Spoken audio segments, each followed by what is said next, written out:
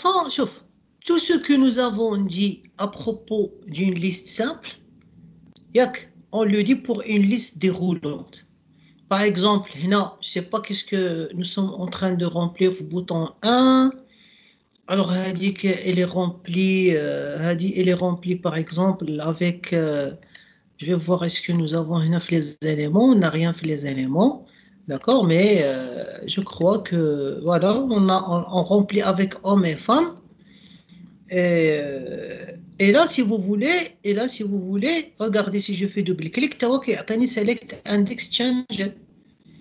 Et je peux prendre, par exemple, je peux prendre ça. Je peux prendre Gahedou, d'accord, je veux prendre Gahedou, d'accord, et vous faire un exemple. Hein. D'accord, je peux prendre Gahedou et vous faire un exemple de ce qui va se passer. D'accord, je vais les mettre là. Et là, ça sera ça sera LB tiré 8 prénom, je crois. Ça sera ça, ok. Et d'accord, ça sera ça. Voilà, on prend Hadi et on fait comme ça, et on fait ça, et on fait ça, et on fait ça. Vous pouvez changer tous les éléments en même temps. Bon, on va exécuter. Donc, regardez, non, il y a une erreur quelque part.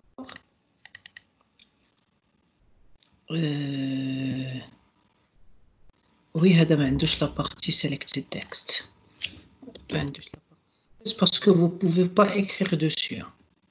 D'accord, donc on ne peut pas avoir selected text parce que vous ne pouvez pas changer. C'est des clics.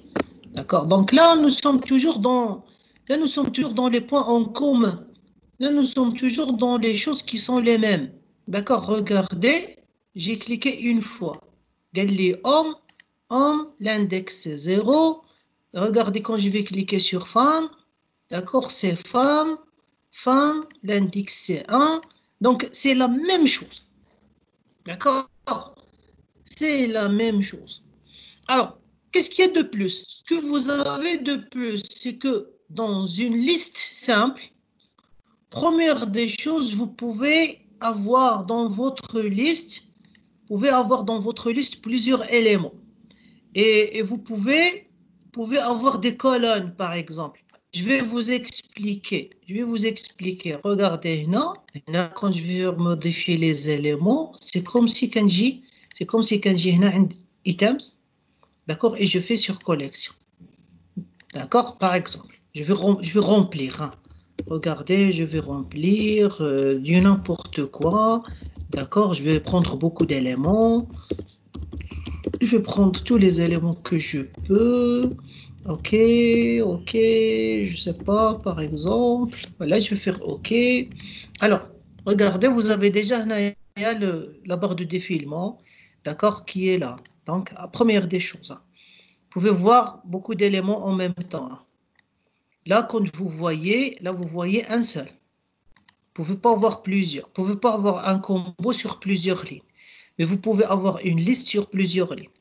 Quand le nombre des éléments il dépasse le nombre de lignes, alors automatiquement vous avez une barre de défilement. Sinon, si vous avez une liste déroulante comme ça, par exemple, plus ou moins grande, et vous pouvez venir sur propriété, et vous avez là une propriété multicolonne. Sur multicolonne, si vous la rendez true, alors là vous avez des colonnes.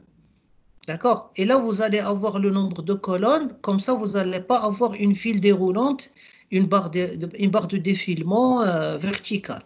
Vous allez avoir une barre de défilement horizontale. Regardez maintenant ce que j'ai. D'accord? J'ai plusieurs éléments, d'accord, sur ma liste. D'accord? Première, donc ça, c'est la première différence avec un combo box. Deuxième des choses, vous pouvez venir. Alors, vous pouvez venir dans Selection Mode. Alors, Selection Mode, vous regardez, vous avez 4 éléments. Vous avez None, ça veut dire vous n'allez pas sélectionner. Ça veut dire c'est comme une sorte d'affichage. Regardez, je suis en train de cliquer. Ça veut dire elle va servir simplement pour pour afficher, vous ne pouvez pas sélectionner, vous ne pouvez pas cliquer. Première chose. Qu'est-ce que nous avions comme propriété? Nous avions one. Ça veut dire quand vous sélectionnez un seul élément. D'accord?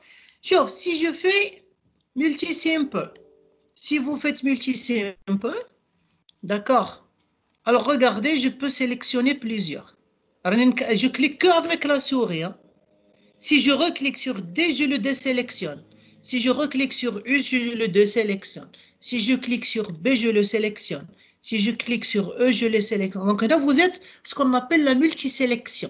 Mais ça, c'est une sélection simple. Ça veut dire, vous cliquez une fois, vous sélectionnez. Vous cliquez une autre fois, vous désélectionnez.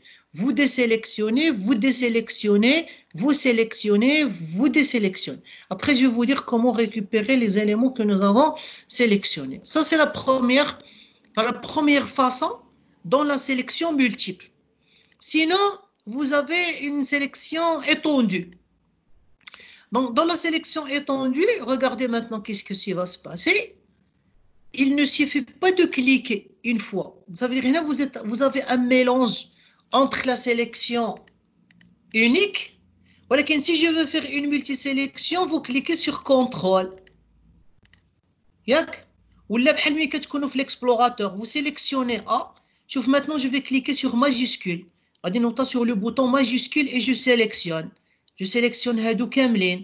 Regardez maintenant, je clique sur D et je clique sur majuscule. Je vais sélectionner Hadou Kamlin.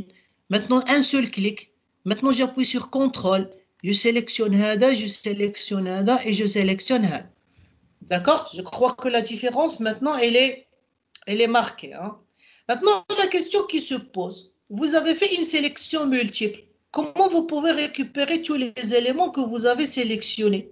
Alors, on va rajouter un bouton ici, un bouton afficher élément sélectionné. D'accord? Là, on va le modifier, le bouton rechercher si vous voulez. D'accord? Voilà, le bouton rechercher. D'accord? Et le bouton rechercher, bon, il n'y a rien, mais c'est bien. Il y a comme commentaire. Et là, nous allons faire que ceci, par exemple. Là, vous avez, je vous donne deux exemples, d'accord? Je vais vous donner deux exemples, ok? Pour vous dire, voilà, copier. Je vais vous donner deux exemples là. Je vais vous expliquer d'abord le premier exemple, c'est celui-là. Alors, vous laissez en bas. Alors, là, regardez, j'ai un forage, var item in. Et là, il s'appelle comment, il s'appelle LB, ça tombe bien, il s'appelle LB prénom 3. Hein. D'accord? Il s'appelle LB prénom 3. Voilà, il s'appelle LB prénom 3. Selected items. Regardez, LB, regardez, selected, mais chez item. Items. Ça veut dire tous les éléments sélectionnés. Ça veut dire là, j'ai sélectionné plusieurs éléments. Regardez sur Combo Box, si vous allez chercher Selected Items, vous n'allez pas trouver. Parce que il ne permet de sélectionner que un par un. D'accord? Là, vous faites un var, ça c'est une variable comme un variable objet. Ça veut dire qu'il accepte tous les types. Et là, qu'est-ce que je suis en train de faire? Je vais afficher tous les éléments que j'ai sélectionnés. Là, vous avez une autre écriture. D'accord? Regardez. Vous avez une autre écriture là. C'est un for each, mais c'est un for each sur, regardez, int p in lb prénom 3 point selected indices. Hein, regardez, vous avez s, les indices sélectionnés, et regardez, je vais les afficher une par une. Alors maintenant, regardez, on va afficher, regardez, c'est l'indice 0, ou hada. Et quand on va cliquer sur rechercher, donc on a le A, d'accord, on a le E, on a le Y et on a le K. Alors on va voir les indices d'Yalha. Hada, c'est 0. Hada, 0, 1, 2, 3, c'est 4. Hada, c'est 6. Hada, c'est le dernier, c'est 8 ou la 10 ou là. D'accord? Vous pouvez sélectionner plusieurs éléments et les récupérer pour les supprimer ou les déplacer ou là.